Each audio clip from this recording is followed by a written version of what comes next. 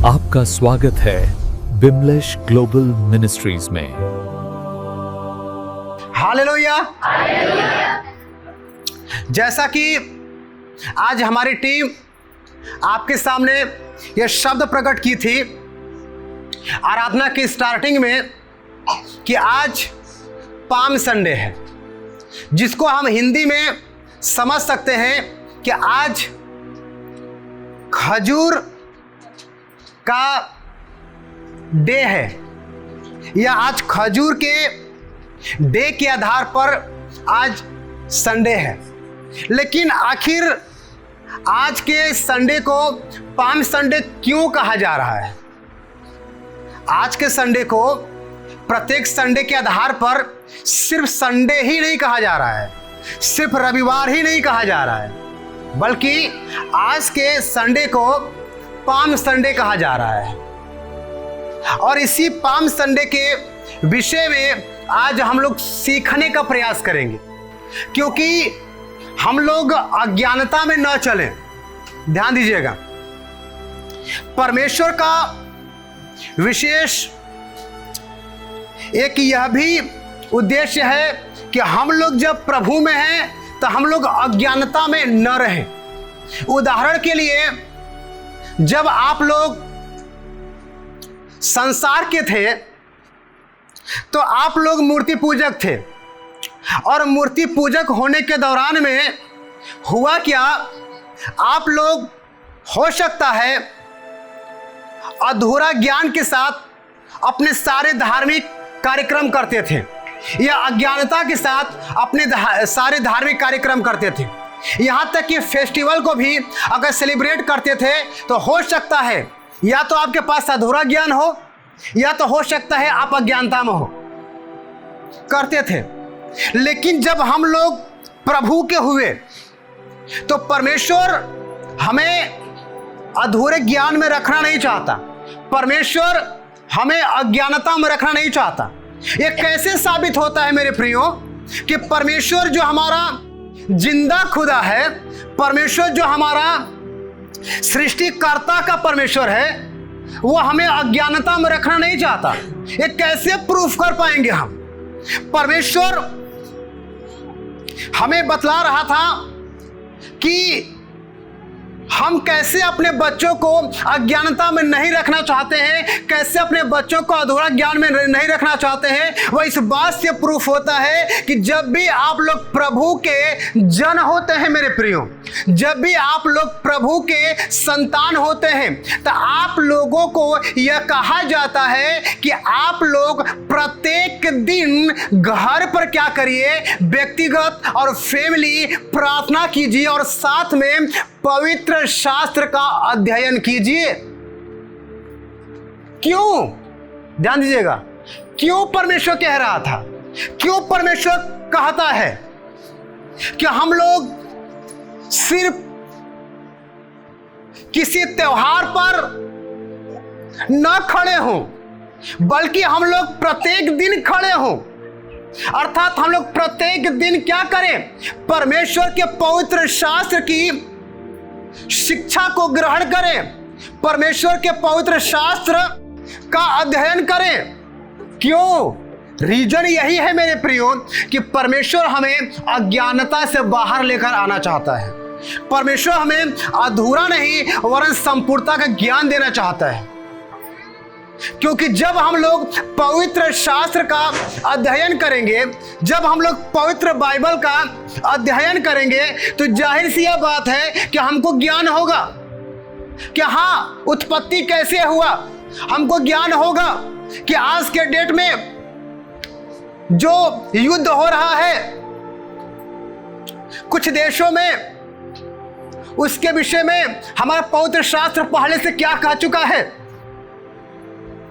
क्योंकि परमेश्वर हमें अज्ञानता से बाहर लाना चाहता है, परमेश्वर हमें अधूरा नहीं संपूर्णता का ज्ञान देना चाहता है मेरे प्रियो।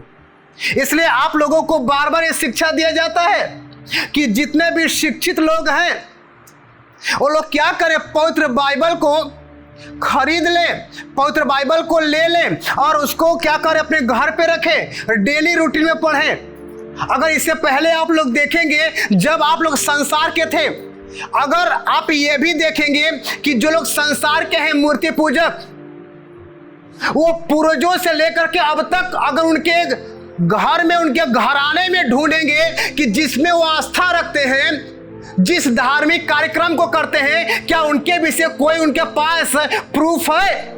क्या उसके विषय, क्या उनके पास कोई पुस्तकें हैं जिसको पढ़ रहे हैं? उनका एक ही जवाब होगा, नहीं।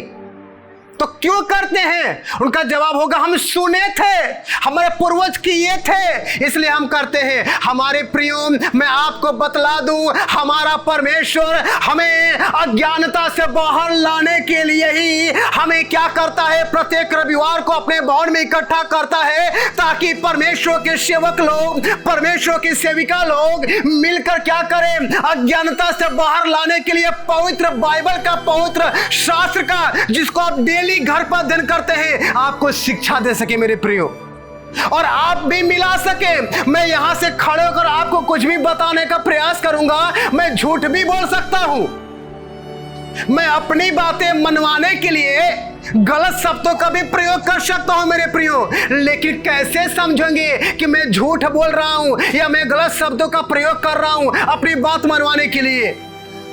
जब आपके घर जो पवित्र शास्त्र है, जो पवित्र बाइबल है, उसको डेली आधार पे अध्ययन करेंगे, पढ़ेंगे, लिखेंगे, तो आपको समझ आएगा मेरे प्रियो, आपको ये समझ आएगा मेरे प्रियो कि आपके लाइफ में अज्ञानता दूर हो रहा है, आपके लाइफ से परमेश्वर ज्ञान के प्रकाश को प्रकट कर रहा है, आपका अधूरा नहीं संपूर्णता का ज्ञान दे रहा है मेरे प्रियो। इसलिए आज हम लोग क्या किए हैं, पाम संडे के आधार पर वचन की शिक्षा को ग्रहण करने का प्रयास कर रहे हैं। हालेलुया। तो हम लोगों ने यह तो जान लिया कि आज पाम संडे है, लेकिन पाम संडे का अर्थ क्या है? पाम संडे को हुआ क्या था? पाम संडे के डे में क्या प्रारंभ हुआ था? इन्हीं सारी बातों के विषय में हम लोग अध्ययन करेंगे, इन्हीं सारी बातों के विषय में हम लोग आज सीखेंगे, ताकि परमेश्वर की महिमा हो। हालेलुया। तो आइए हम लोग निकालेंगे परमेश्वर के पवित्र शास्त्र से, पवित्र बाइबल से, लू का 19 अध्याय 29 पद और 30 पद। हालेलुया। कोई जन पढ़ेगा? जब वह जैतून नामक पहाड़ पर बैतफगे और बैतनिय्याह के पास पहुंचा, तो उसने अपने चेलों में से 2 को यह कह के भेजा, सामने के गांव में जाओ और उसमें पहुंचते ही एक गदही का बच्चा, जिस पर कभी कोई सवार नहीं हुआ, बंधा हुआ तुम्हें मिलेगा, उसे खोलकर ले आओ। हालेलुया। यहाँ हम लोगों ने पढ़ा क्या है? पढ़ा इस प्रकार से है, और जब वह जैतून नामक पहाड़ पर बैतफगे और बैतनिय्याह के पास पहुंचा, कौन? प्रभु यीशु मसीह। कौन? प्रभु यीशु मसीह। तो उसने अपने चेलों में से 2 को यह कह के भेजा कि सामने के गांव में जाओ। प्रभु यीशु मसीह अपने चेलों में से 2 चेलों को यह कहकर भेजा कि सामने के गांव में जाओ, और उसमें पहुंचते ही एक गदही का बच्चा, जिस पर कभी कोई सवार नहीं हुआ था, बंधा हुआ तुम्हें मिलेगा, उसे खोल कर लाओ। हालेलुया। अब यहाँ पर हमने ये देखा कि प्रभु यीशु मसीह किस प्रकार से अपने चेलों में से सिर्फ 2 चेलों को कुछ करने के लिए आज्ञा दे रहे हैं, और जो करने के लिए आज्ञा दे रहे हैं वो आखिर रहस्य क्या रखता है, वो आखिर अर्थ क्या रखता है मेरे प्रियो?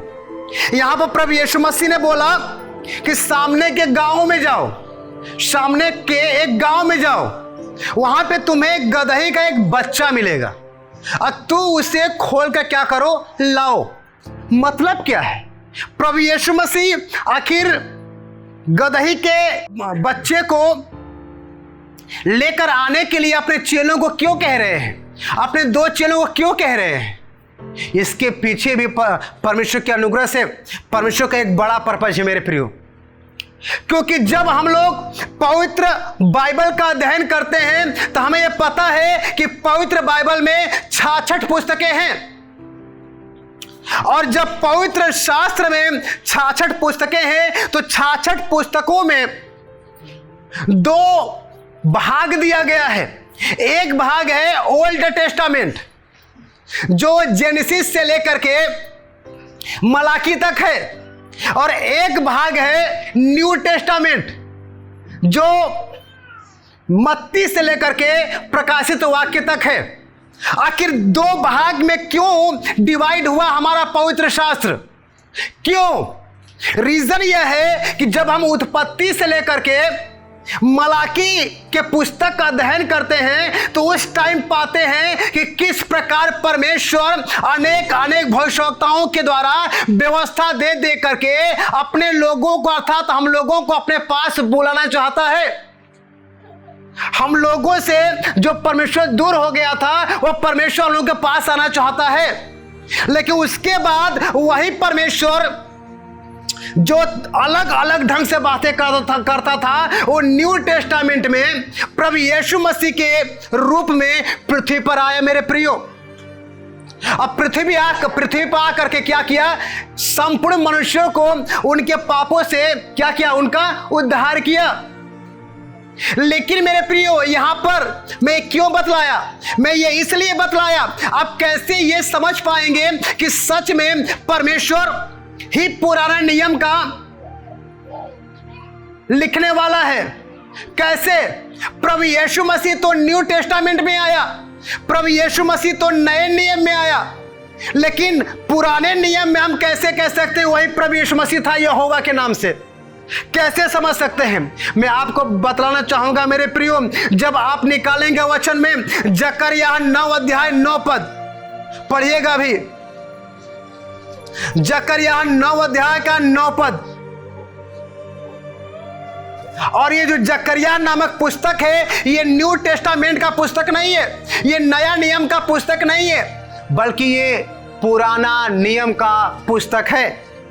और पुराना नियम का पुस्तक जो यहोवा के नाम से जाना जाता है, जिसमें व्यवस्था सक्रिय था, उसमें क्या लिखा गया है आप पढ़िएगा। हे सिय्योन बहुत ही मगन हो, हे यरूशलेम जय जयकार कर, क्योंकि तेरा राजा तेरे पास आएगा। वह धर्मी और उद्धार पाया हुआ है, वह दीन है और गदहे पर वरन गदहे के बच्चे पर चढ़ा हुआ आएगा। हालेलुया। अब यहाँ पर ध्यान दीजिएगा मेरे प्रियो, हमने यह देखा कि प्रभु यीशु मसीह का जो जिक्र था वो नया नियम में था, वो न्यू टेस्टामेंट में था। लेकिन प्रत्येक प्रभुसेवक लोग या अत्याधिक प्रभुसेवक लोग यह कहते हैं यही प्रभु यीशु मसीह जिसका जिक्र हम लोग नया नियम में पाते हैं पवित्र बाइबल के, न्यू टेस्टामेंट में पाते हैं पवित्र शास्त्र के। जब ओल्ड टेस्टामेंट में पढ़ते हैं तो यहोवा कहलाता था, परमेश्वर पिता कहलाता था। और जब परमेश्वर पिता कहलाता था तो वो ये प्रूफ कर रहा है कि परमेश्वर पिता की भी भाषा पुत्र से मिलती जुलती रहेगी। उदाहरण के लिए मेरे प्रियो समझिएगा, अगर ओल्ड टेस्टामेंट, अगर पुराना नियम प्रभु यीशु मसीह के द्वारा ही लिखा गया, प्रभु यीशु मसीह के पवित्र आत्मा के प्रेरणा से ही लिखा गया, लेकिन पुराने नियम में प्रभु यीशु मसीह का स्पष्ट नेम के साथ शायद जिक्र नहीं हो सकता है। जिक्र है तो इम्मानुएल के साथ, जिक्र है तो यहोवा के साथ, जिक्र है तो पिता के साथ, जिक्र है तो अब्राहम इसहाक याकूब के परमेश्वर के साथ, जिक्र है तो अडोनाई के साथ। ध्यान दीजिएगा मेरे प्रियो, तो क्या सच में जो जिक्र है अलग अलग नामों के साथ, क्या वही परमेश्वर प्रभु यीशु मसीह के रूप में हमारे और आपके सामने नए नियम प्रकट हो गया? यह प्रूफ करता है कि जब आप पुराना नियम का पुस्तक पढ़ेंगे जकरिया 9 अध्याय का 9 पद, तो उसमें हमने ये देखा कि लिखा है मेरे प्रियो, तब मैंने कहा हे मेरे प्रभु, एक मिनट, फिर से पढ़िएगा। हे सिय्योन बहुत ही मगन हो, हे यरूशलेम जय जयकार कर, क्योंकि तेरा राजा तेरे पास आएगा। वह धर्मी और उद्धार पाया हुआ है, वह दीन है और गदही पर वरन गदही के बच्चे पर चढ़ा हुआ आएगा। हालेलुया। अब देखिएगा लिखा गया क्या गया है कि पहले तो ये बतलाया गया है मेरे प्रियो, हे सिय्योन, हे सिय्योन। सिय्योन का अर्थ क्या है? स्वर्ग। ध्यान दीजिएगा, सिय्योन का अर्थ क्या है? स्वर्ग। लिखा है कि हे सिय्योन, हे स्वर्ग बहुत ही मगन हो, हे यरूशलेम जय जयकार कर। यरूशलेम का अर्थ क्या है? परमेश्वर के प्रजा, परमेश्वर के लोग। क्योंकि तेरा राजा तेरे पास आएगा। अब ध्यान दीजिएगा, लिखा है कि तेरा राजा तेरे पास आएगा, यानी हम लोगों का राजा हम लोगों के पास आएगा। लेकिन कैसे पहचानेंगे, कैसे पहचानेंगे कि हम लोगों का राजा हम लोगों के पास आ रहा है? मेरे प्रियो, आगे लिखा गया है, वह धर्मी और उद्धार पाया हुआ है, वह दीन है और गदही वरन गदही के बच्चे पर चढ़ा हुआ आएगा। ध्यान दीजिए, वहां लिखा है कि गदही के बच्चे पर चढ़ा हुआ आएगा, गदही के बच्चे पर चढ़ा हुआ आएगा। अब यहां पर मेरे प्रियो आप ध्यान देने का प्रयास कीजिएगा, ध्यान देने का प्रयास कीजिएगा। जब आप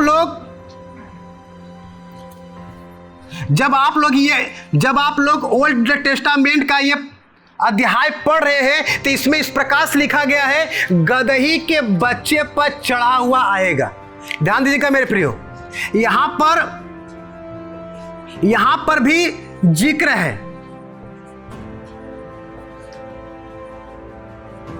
यहां पर क्या जिक्र है कि गदही के बच्चे पर चढ़ा हुआ आएगा। ये कहां पर जिक्र है? भविष्यवक्ताओं के पुस्तक में, ओल्ड टेस्टामेंट में, पुराना नियम में। लेकिन जब हमने नया नियम पढ़ा मेरे प्रियो, तो उसमें भी इस प्रकार से लिखा था।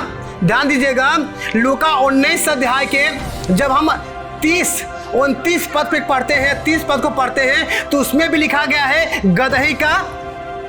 ध्यान दीजिएगा, उसमें भी लिखा गया है गदही के।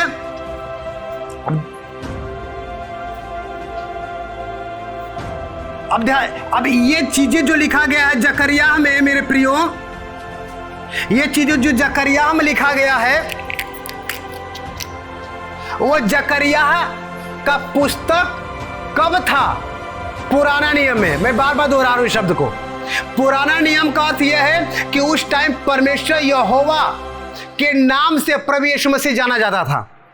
उस समय व्यवस्थाएं थी, हम इस प्रकार समझ सकते हैं। हम समझने के लिए अपने भाषा में आपको अपने शब्दों का प्रयोग कर रहे हैं, ध्यान दीजिएगा। तो उस टाइम में जकरिया भविष्यवक्ता के पुस्तक में भविष्यवाणी हुई है। भविष्यवाणी यह हुई है कि तेरे सामने तेरा राजा आएगा, सृष्टिकर्ता आएगा, परमेश्वर आएगा, मनुष्य रूप में आएगा, लेकिन उसका पहचान यह होगा कि वह गदही के बच्चे पर बैठ के आएगा, वो गदही के बच्चे पर बैठ कर आएगा। और ये बातें जब आप नए नियम में पढ़े हैं, लूका 19 का 29 और 30 में, तो लिखा गया है कि प्रभु यीशु मसीह ने भी बोला था कि गदही के बच्चे को क्या कर, तू छुड़ा कर ला। क्यों? क्योंकि अब हमें क्या करना है? प्रभु यीशु मसीह को क्या करना है? अब यरूशलेम में विजय प्रवेश करना है। अब यरूशलेम में प्रवेश करना है मेरे प्रियो।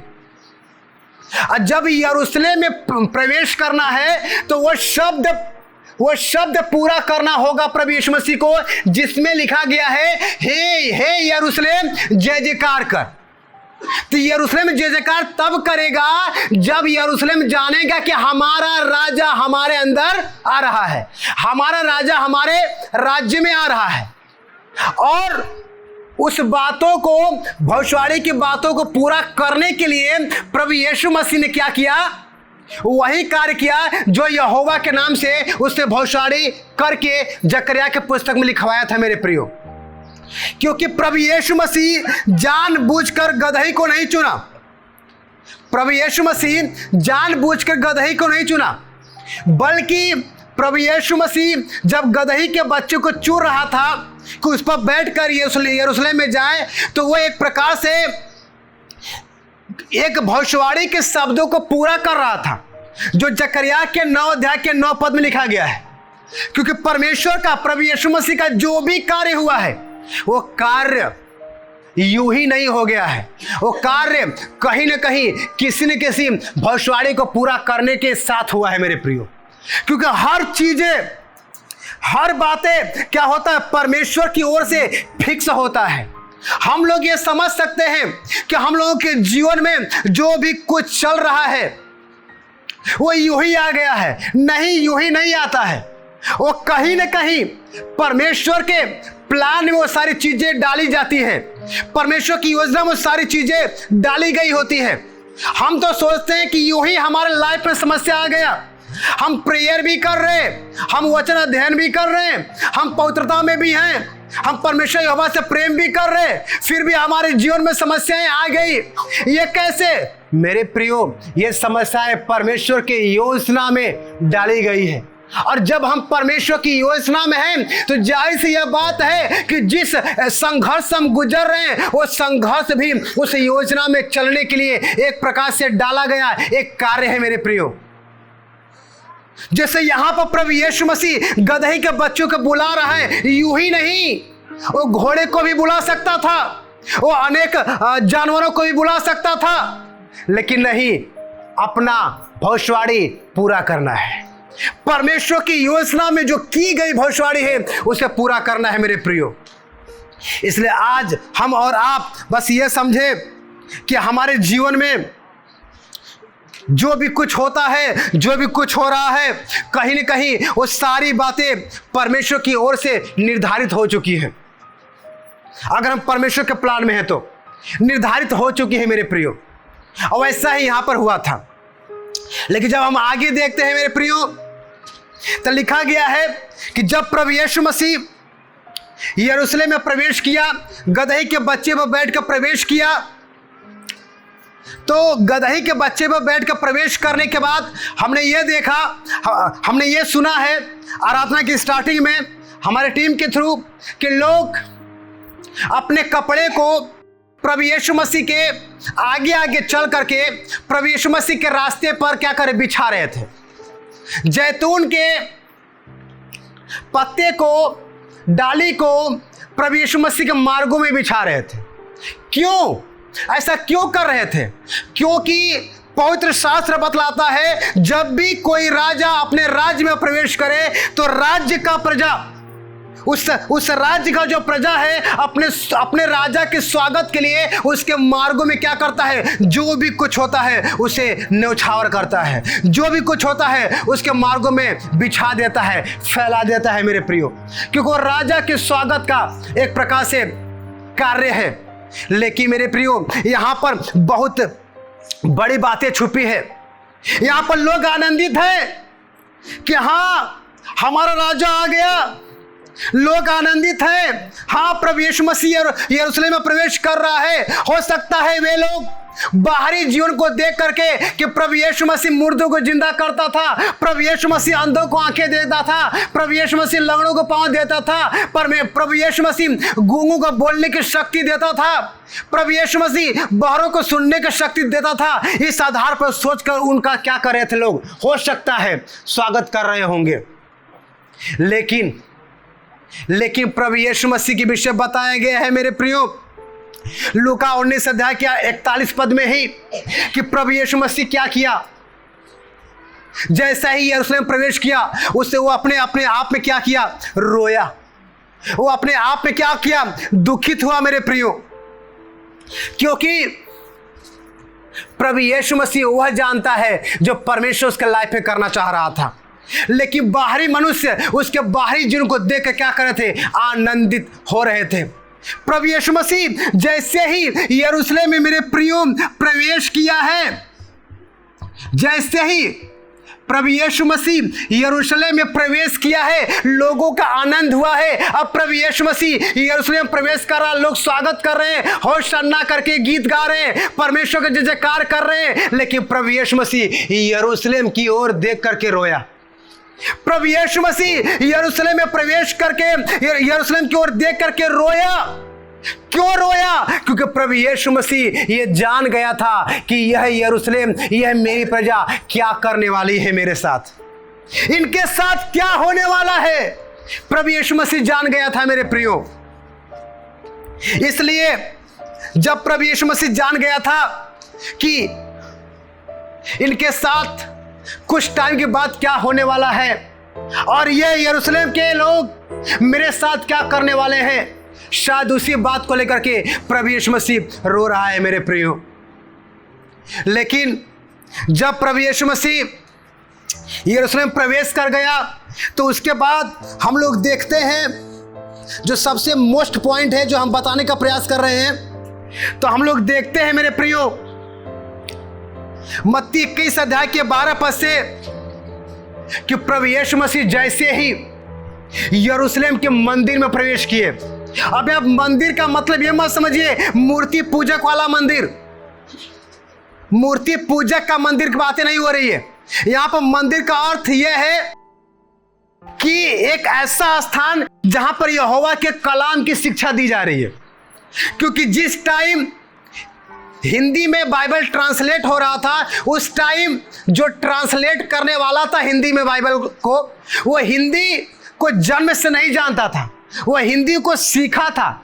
जैसे आज हम लोग अंग्रेजी भाषा को सीखते हैं तो एक सीमित शब्द हमारे पास होता है, लेकिन जो अंग्रेजी भाषा के वातावरण में जन्म ही लिए तो उनके लिए अंग्रेजी भाषा का सीमित शब्द नहीं होगा। वैसे ही जो हिंदी भाषा में ट्रांसलेट किया है उसके पास सीमित शब्द था, इसलिए उसने यरूशलेम में परमेश्वर के भवन को एक प्रकार से मंदिर बोल दिया।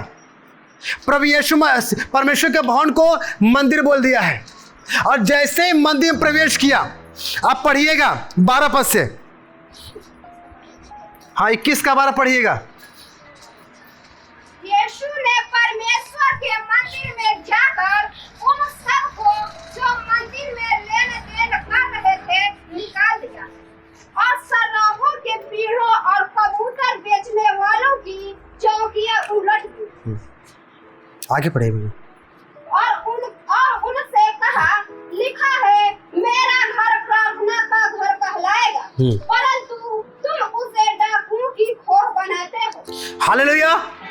अब देखिए यहीं पर पाम संडे को हम लोग इकट्ठे हुए हैं। पाम संडे के डे में परमेश्वर यही शिक्षा हमें और आपको देने के लिए इकट्ठा किया है। यही शिक्षा जो हमने अभी जस्ट पढ़ा है। इससे पहले जो भी कुछ हम बताने का प्रयास कर रहे थे वो एक प्रकार से हम माहौल बनाने का प्रयास कर रहे थे ताकि जो शिक्षा परमेश्वर देना चाहता है उसको सुनने के लिए हमारा कान तैयार हो, उसको समझने के लिए हमारे पास समझ आ सके, ताकि परमेश्वर की महिमा हो। अब यहाँ पे ध्यान दीजिएगा, ये मोस्ट पॉइंट है। मत्ती 21 अध्याय का 12 पद में लिखा गया है मेरे प्रियो, यीशु ने परमेश्वर के मंदिर में जाकर इन सबको जो मंदिर में लेन देन कर रहे थे, आप ध्यान दीजिएगा, जब प्रभु यीशु जैसे ही यरूशलेम के मंदिर में प्रवेश किए हैं, जैसे ही यरूशलेम के मंदिर में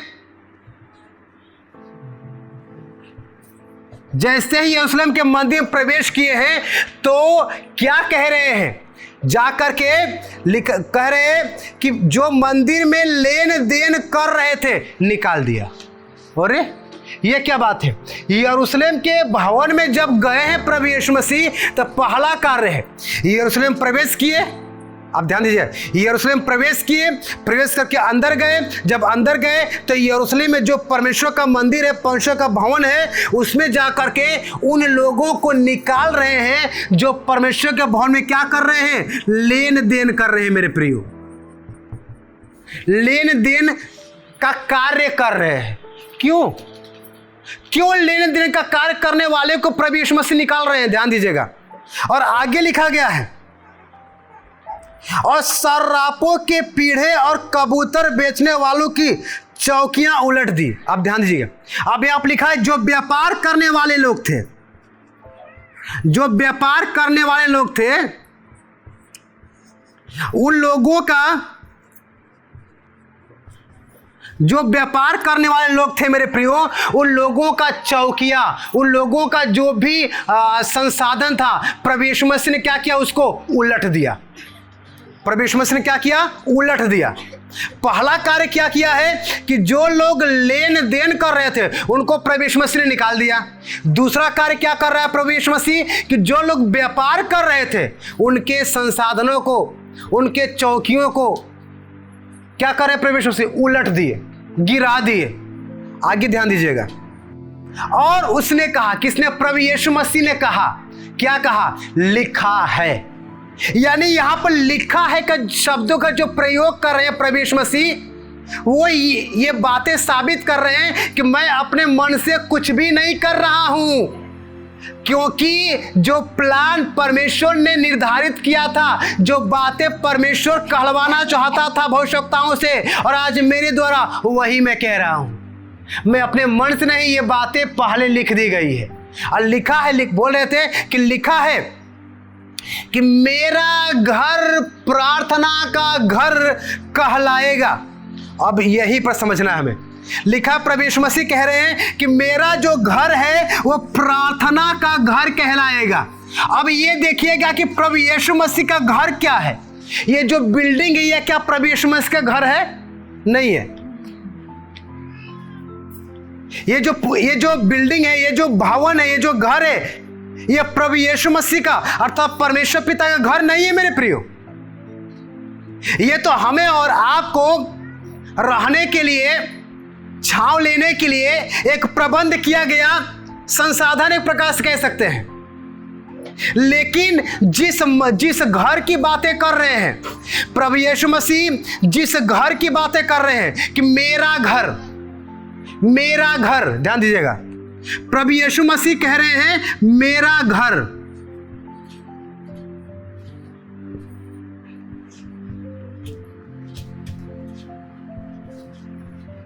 प्रभु यीशु मसीह कह रहे हैं मेरा घर। आगे लिखा गया है कि प्रार्थना का घर कहलाएगा। अब पहले हमें यह समझना होगा कि प्रभु यीशु मसीह का घर है तो कौन सा है। उसके बाद हम समझेंगे कि जो घर प्रभु यीशु मसीह का है वो घर प्रार्थना का घर है या नहीं है। आप समझे इतनी बातें, समझेगा। यहां पर प्रभु यीशु मसीह कह रहे हैं मेरा घर प्रार्थना का घर कहलाएगा। अब प्रभु यीशु मसीह का घर है कौन मेरे प्रियो? प्रभु यीशु मसीह का घर कौन सा है? आइए हम लोग परमेश्वर के वचन से निकालते हैं। पहला कुरिन्थियों 6 अध्याय का 19 पद में लिखा है, क्या लिखा है? क्या तुम नहीं जानते, क्या लिखा है? क्या तुम नहीं जानते कि तुम्हारा देह, लिखा है क्या तुम नहीं जानते कि तुम्हारी देह पवित्र आत्मा का क्या है? मंदिर। पवित्र आत्मा का अर्थ क्या है? प्रभु यीशु, चाहे परमेश्वर। अब ध्यान दीजिएगा, अगर हम पवित्र आत्मा बोलें तो भी, प्रभु यीशु बोले तो भी, परमेश्वर बोले तो भी, तीनों का एक ही अर्थ है। अब पहले वाले वचन में हमने पढ़ा क्या था कि मेरा घर, पढ़ा क्या था? मेरा घर। घर का अर्थ है यहां पर जो घर है, ठीक है, यहां पर जो घर है, इस घर को समझने के लिए नए नियम में देह बोला गया है। देह। अब उस देह का मतलब यह मत समझिएगा कि सिर्फ शरीर की बातें बोली गई है।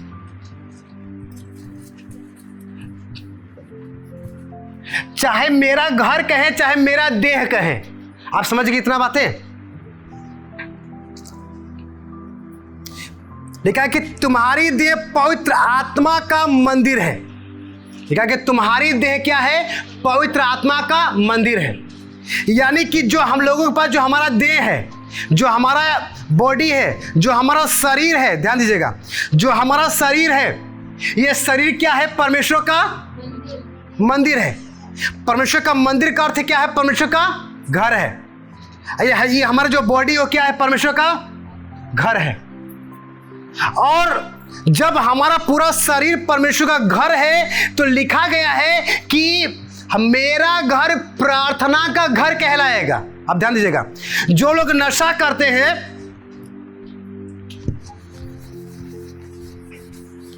जो लोग नशा करते हैं और कहते हैं कि हमसे छूट नहीं रहा है, जो लोग नशा करते हैं छोड़ नहीं रहे हैं, तो परमेश्वर उनको नशा छोड़ने के लिए क्यों कहता है?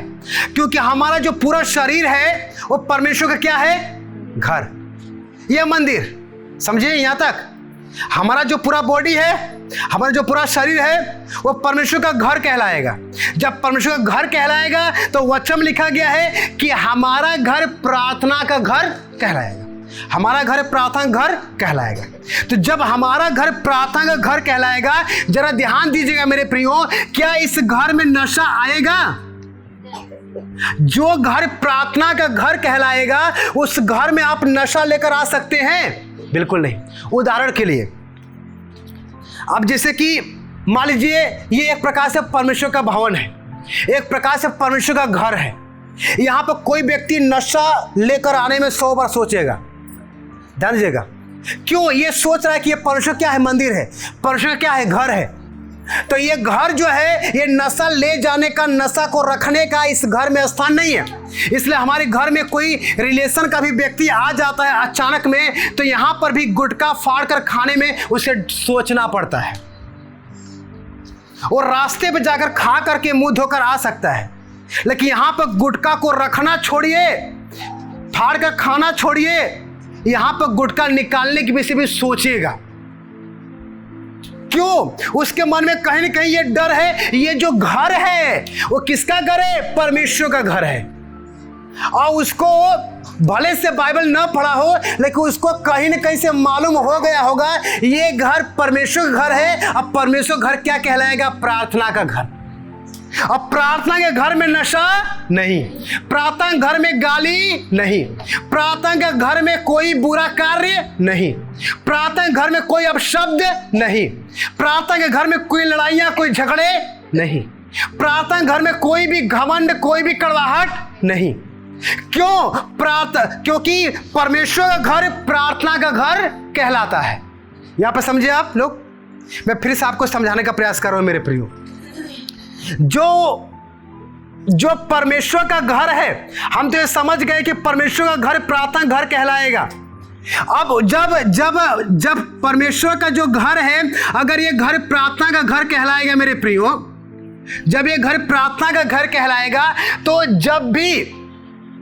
जब भी इस घर में प्रार्थना हो रहा होगा या प्रार्थना घर कहला रहा होगा, तो इस घर में ना तो नशा आ सकता है, इस घर में ना तो झगड़े आ सकते हैं मेरे प्रियो, इस घर में ना तो नफरत आ सकते हैं। ध्यान दीजिएगा, इस घर में ना तो बुराई आ सकती है मेरे प्रियो। क्यों? क्योंकि हमारा घर क्या कहलाएगा? प्रार्थना का घर। हमारा घर क्या कहलाएगा? परमेश्वर का मंदिर। अब ये विचार करिए, क्या सच में हमारा जो घर है वो प्रार्थना घर है या नहीं है? अगर हम लोगों के शरीर में नशा जा रहा है, बुराई जा रहा है, गलत काम जा रहा है, तो फिर हमारा घर प्रार्थना घर कैसे कहलाएगा? फिर हम पाम संडे की शिक्षा को हम कैसे ग्रहण करेंगे? देखिए मेरे प्रियो, मैं पुनः आपको दोहरा दे रहा हूं, हम लोग संसार में हैं, संसार के नहीं है। क्योंकि अगर हम संसार के होते तो संसार के तौर तरीकों के आधार पर क्या करते? साल में एक बार धार्मिक कार्यक्रम करके साल में 364 दिन तक क्या करते? बुराइयां करते। लेकिन हम लोग प्रभु के हैं, संसार के नहीं, इसलिए हम लोग 365 नहीं 366 दिन भी क्या करेंगे? परमेश्वर के प्रार्थना घर कहलाएंगे मेरे प्रियो, परमेश्वर के मंदिर कहलाएंगे मेरे प्रियो। जब संसार के लोगों का आप देखते हैं, वो मुंह में गुटखा लेने के साथ भी वो अपनी भक्ति कर सकते हैं, वो मुंह में नशा लेने के साथ भी अपने ईश्वर की महिमा करते हैं। क्यों? क्योंकि उनका घर परमेश्वर घर नहीं है, उनका घर शैतान का क्या है? एक प्रकार से घर है। तब तो लिखा गया है मेरे प्रियो कि मेरे घर को तुमने डाकुओं के खो क्यों बना दिया, डाकुओं का घर क्यों बना दिया? मेरे प्रियो, आज विशेष किस बातों को समझिए। हमारा जो घर है, हमारा जो बॉडी है, वो परमेश्वर का घर है। हमारा जो शरीर है वो परमेश्वर का शरीर है। एक प्रकार से हमारा जो घर है वो प्रार्थना घर कहलाएगा। अब इस प्रार्थना घर में क्या क्या आ रहा है?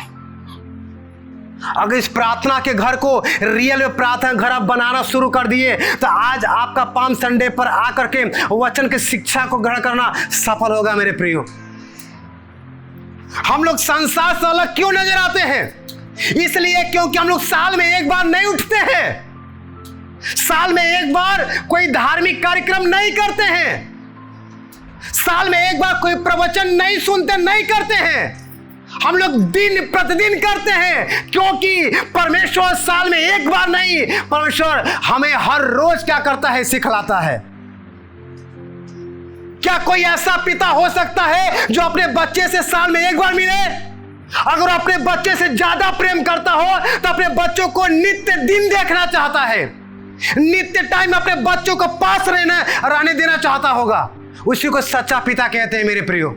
और हम आप परमेश्वर सच्चा पिता है, इसलिए हम एवरी डे परमेश्वर की महिमा करते हैं, साल में एक बार नहीं। और जब हमें पता हो गया कि जो हमारा घर है वो प्रार्थना का घर कहलाएगा, तो ध्यान दीजिएगा, उस प्रार्थना का घर को अगर हम सच में प्रार्थना घर नहीं बनाए हैं तो आज बनाना शुरू कीजिएगा मेरे प्रियो, आज बनाना शुरू कीजिएगा मेरे प्रियो। क्योंकि जब प्रभु यीशु मसीह आज के डे में यरूशलेम में प्रवेश किया तो कह रहा है कि जो मेरा घर है, जो मेरा मंदिर है, वो प्रार्थना का घर कहलाएगा, वो प्रार्थना का पवित्र आत्मा का मंदिर कहलाएगा। और आज हमें अपने घर को अर्थात अपने जीवन को परमेश्वर के हाथों में सौंपना है। आज हमें अपने पूरे बॉडी को परमेश्वर के हाथों में सौंपना है और बोलना है परमेश्वर से, बोलना है प्रभु यीशु मसीह से कि परमेश्वर, हम तेरे घर को प्रार्थना घर नहीं बनाए थे, हम तेरे घर को पवित्र आत्मा का घर नहीं बनाए थे, लेकिन आज तैयार है। अगर सचमुच में आप लोग तैयार हैं तो अपने स्थान पे खड़े होइए।